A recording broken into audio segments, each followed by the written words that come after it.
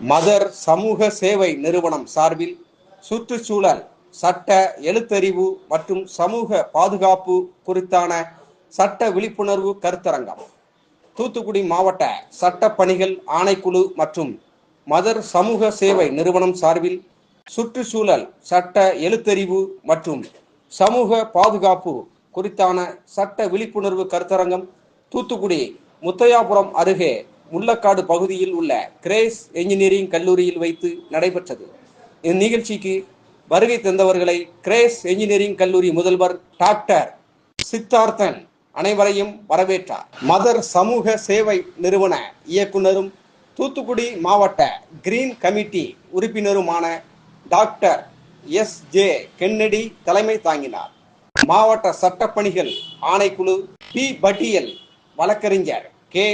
Kalaiselvi, grace engineering கல்லூரி செயலர் Rajkamal Pedro, mother சமூக சேவை நிறுவன ஒருங்கிணைப்பாளரும் வீடு ட்ரஸ்ட் தொண்டு நிறுவன இயக்குனருமான எஸ். பானுமதி ஆகியோர் முன்னிலை வகித்தனர். சிறப்பு விருந்தினராக தூத்துக்குடி மாவட்ட சட்ட பணிகள் ஆணைக்குழு செயலாளரும் முதுநிலை உரிமையியல் நீதிபதியுமான சுபாஷினி கலந்து கொண்டு கல்லூரி வளாகத்தில் கோனோ கார்பஸ் மரத்தை அகற்றிய இடத்தில் நமது நாட்டு மரங்களின் முக்கிய மரமான சுற்றுச்சூழலுக்கும் மனித குலத்திற்கும் பறவை இனங்களுக்கும் மற்றும் அனைத்து உயிரினங்களுக்கும் பயன்படக்கூடிய நாவல் மரத்தை நட்டு வைத்தார்கள்.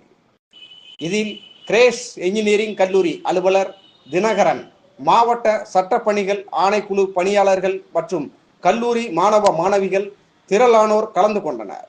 இதற்கான ஏற்பாடுகளை மதர் சமூக சேவை நிறுவன பணியாளர்கள் சிறப்பாக செய்திருந்தனர்.